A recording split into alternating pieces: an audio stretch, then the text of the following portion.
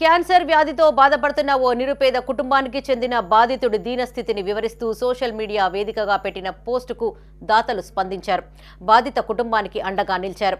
క్యాన్సర్తో బాధితుడి వైద్యం కోసం తమ వంతుగా 1,63,000 రూపాయల నగదును విరాళంగా అందజేశారు.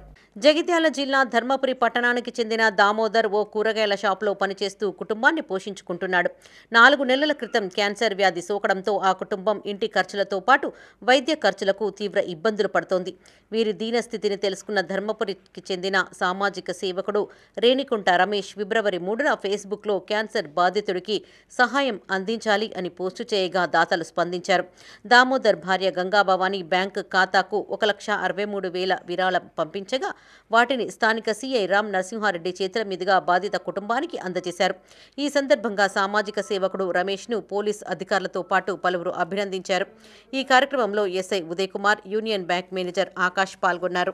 జగిత్యాల జిల్లా ధర్మపురి పట్టణంలో రేణికుంట రమేష్ అనే వ్యక్తి ఫేస్బుక్ ద్వారా వాళ్ళ ఫ్రెండ్స్ తర్వాత ఎన్ఆర్ఐస్ను కలుపుకొని ఒక అకౌంట్ క్రియేట్ చేసి ఆ అకౌంట్ ద్వారా ప్రతి నెల వచ్చే డబ్బులు ఎవరైతే బాధితులు ఉంటారో వాళ్లకు ఇవ్వడం జరుగుతుంది.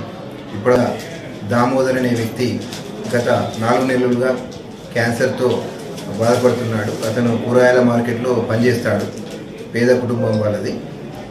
దాన్ని గ్రహించిన మన రమేష్ గారు తన ఫేస్బుక్ దాతలు ఎవరైతే ఉన్నారో వచ్చిన అమౌంట్, ఈ నెల వచ్చిన అమౌంట్ 1,63,000 కన్సర్న్డ్ కుటుంబానికి, దామోదర్ కుటుంబానికి ఇవ్వడం జరిగింది. సోషల్ మీడియా అనేది ఈ రోజులలో చెడుగా కాకుండా మంచిగా కూడా యూజ్ చేస్తున్నారు అనడానికి ఇదొకటి మంచి ఉదాహరణ. పోలీస్ శాఖ తరఫున రమేష్ గారిని, వారందరినీ దాతలను కూడా అభినందిస్తున్నారు.